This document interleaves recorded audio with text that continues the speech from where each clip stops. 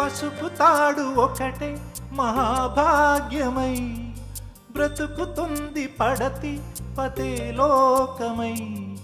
మగని మంచి కోసం పడే ఆర్తిలో సతిని మించగలరా మరే ఆప్తులు. ఏ పూజ చేసినా ఏ నోము నోచినా ఏ స్వార్థము లేని త్యాగం భార్యగా రూపమే పొందగా. అపురూపమైనదమ్మ ఆడజన్మ, ఆ జన్మకు పరిపూర్ణత ఇల్లాలమ్మా.